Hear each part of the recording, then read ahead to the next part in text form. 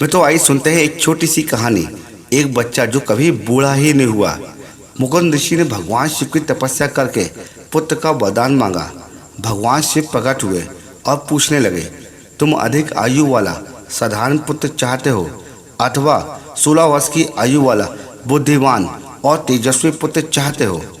मित्रों, मुकुंद ऋषि ने सोचा, अगर मैं बुद्धिमान पुत्र मांगता हूँ तो वो 16 वर्ष की आयु में ही मर जाएगा, लेकिन अगर मैं अधिक आयु वाला पुत्र मांगता हूँ तो वो बुद्धिमान नहीं होगा। उन्होंने बुद्धिमान पुत्र मांग लिया। मित्रों, कुछ ही दिनों बाद मुकुंद ऋषि की पत्नी ने एक पुत्र को जन्म दिया, जिसका नाम उन्होंने मार्कंड रखा। वो बहुत ही सुंदर और बुद्धिमान और दयालु और सभी गुणों से परिपूर्ण था। मित्रों, जब मार्कंडे 16 वर्ष के होने वाले थे तो उसके माता पिता ने उसे उसकी मृत्यु की बात बता दी। मार्कंडे कहने लगे, मैं नहीं मरूंगा, मैं शिव की पूजा करूंगा। उसने हर दिन भगवान शिव की पूजा करना शुरू कर दिया। उसके 16वें जन्मदिन पर यमराज लेने पहुंचे। मार्कंड ने उनसे कहा, मुझे भगवान शिव की पूजा समाप्त कर लेने दो। यमराज नाराज हो गए और उन्होंने उसके ऊपर यम पास फेंका।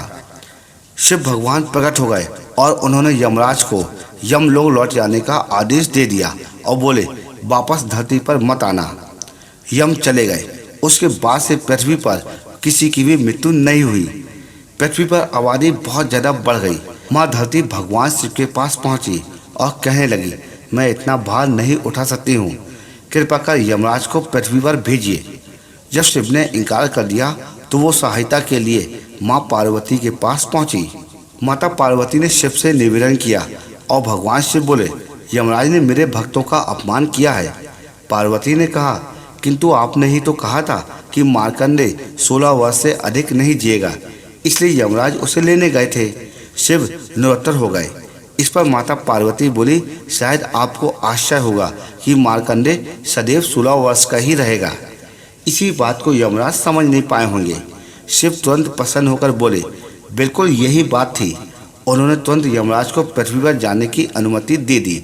मार्कंडे सदैव 16 वर्ष के ही रहेंगे।